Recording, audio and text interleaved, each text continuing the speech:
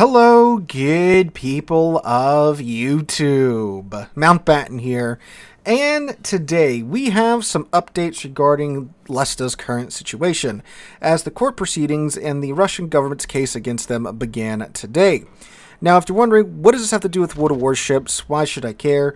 Well, Lesta is the original game studio behind World of Warships. They were bought up by Wargaming back in the day, I think in like 2011, and they were the studio that designed, developed, and ran World of Warships until 2022. So they are the reason why we have World of Warships today as a video game. Now, in 2022, if you are unaware, because of the Russian invasion of Ukraine, Wargaming decided to leave Russia and Belarus. So they dipped out and they turned their IPs basically in that region, in those two regions, over to Lesta. They let Lesta go, and they gave them, basically the Russian server of Water Tanks, Water Warplanes, and Water Warships, and Lesta runs them now, completely separate from Wargaming. And you can take a look at, Mir Corably, you can take a look at World Warships. They are two very different games right now, although they, kind of have the same bones at the core. They are very different in, like, the tech lines that have been added, mechanics that have been changed, in both, like, ship mechanics and economic mechanics, like the signal flags and such. So they are very much two separate games, and they have been for, at this point, 3 solid years. So what happened with them to get them to this point? Well, out of nowhere, the Russian government decided they were going to go ahead and seize the assets of Lesta. They seized the assets of the 3 legal entities of Lesta back in the middle of April. What that means, I'm assuming, that still hasn't been really clarified with what we've gotten out of Russia so far, but I'm assuming bank accounts and, basically any monetary assets that they have, because apparently the studio is still running, people are still going to work, they are still getting paid somehow, and the game is still very much running at this point. Now, to clarify, all of the footage in the background is World Warships. That's why I have World Warships in the title, not Mir Corably. Just to get that out of the way, yes, that is World Warships footage. That is not Mir Corably footage. Considering that the Russian government may very soon own Mir Corably, not going to really be showing too much of it here on the channel here in the future in that case. But anyway, so that's why that's in the title. Anyway. So they seized their assets back in April, and we didn't really get too much clarification until a couple of weeks later when the Russian prosecutor's office charged Lesta with extremism by supporting Ukraine. And what they used as the justification for this was a fundraiser that Wargaming did, I believe 6 to 7, maybe even 8 months after the two companies had separated, where Wargaming ran a charity event that raised money for ambulances for Ukrainian civilians.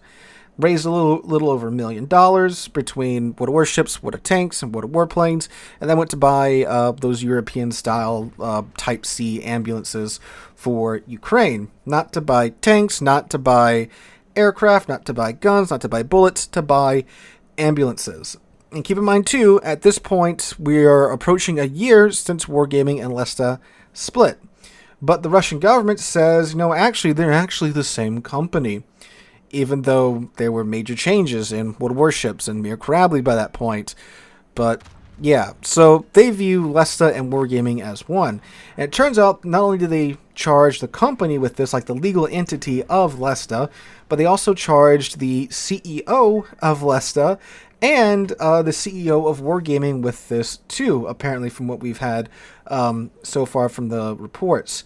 The CEO of and owner of Wargaming is a man by the name of Viktor Kivsley.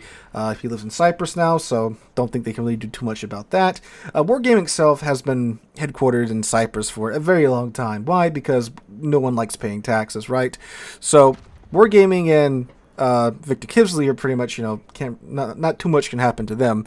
But unfortunately, Lesta and the CEO of Lesta, a man by the name of, and I apologize if I'm butchering this, Karazayev, are very much in the grasp of the Russian government. And he himself, too, has called a charge of this extremism by an event that Lesta didn't even carry out. Lesta even issued a statement saying that they were no way involved in the the event. It's Wargaming doing it. It's not Lesta, so forth and so on. But anyway, so what happened today? So today was the first bit of court action in the Russian government's case against Lesta. So what happened today? Well, Lesta went in and they requested that the court be held, that the trial, be held in an open court fashion. Meaning, of course, that, you can have media in the room. I'm assuming they wanted cameras in there as well. But the Russian court said, no, we're not going to do that. Instead, they granted the Russian Prosecutor's General's Office motion for a closed format. How very Soviet Union of you. So thank you, Putin. Very cool. This, of course, means going forward, we aren't going to really know exactly what's going on inside the courtroom. Of course, like what happened today, Lesta can come out of the court and post about it on their Telegram channel until, I'm assuming, the Russian government will probably put a gag order or a silence order, whatever you want to call it, on Lesta, meaning, they can't discuss the details of the case outside of the courtroom. So from here on out, we're only going to really get the Russian government's version of the story, which of course will probably continue to paint Lesta and Wargaming as the same entity, and use this to, of course, seize the company from Lesta. And also, what's happened between today and the last time we discussed the Lesta situation, the CEO of Lesta has gone on Telegram, I believe on the Lesta on Lesta Games' own Telegram. And he's posted a video on there talking about, what's going on and such. And in it, he states, "I've lived to old age, and suddenly being a patriot turns me into an extremist." And in here, he talks about how not only, he gives that nice quote, but he says that his own personal bank accounts were included in the seizure as well. So, not just Lesta's assets and Lesta's bank accounts, but his own, which sucks, of course. He does say that they are going to continue to, meet their financial obligations, which apparently they have, as again the game is still running to this day. And he goes on to mention that he hasn't even spoken with anyone from Wargaming, including Kivsley, since 2023, and Wargaming has corroborated that as well. On in I think late April, when all this happened, they did put out a statement about that. So, yeah, the two companies have been separated for several years at this point. They were not together when the Ukrainian ambulance fundraiser went up.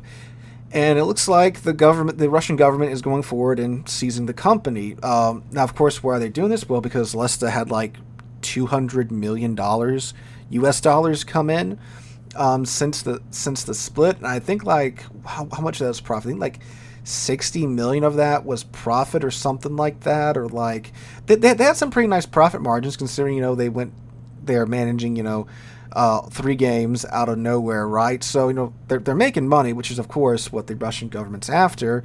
Wargaming is, of course, like many companies, very good at dodging taxes. And again, I mentioned that earlier, they moved their headquarters to Cyprus a few years, I believe, more than a few years ago. I think not that long after Water Tanks made it big, they moved their headquarters to Cyprus. And while the Mink Studio, which is the original Wargaming studio, did most certainly, that's where most of the programming and the developing went on for Water Tanks, which is their big money maker.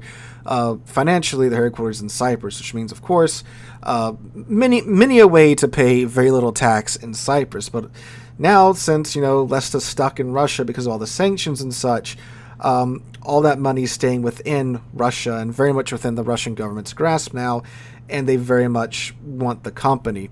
Now, does the Russian government itself want the company?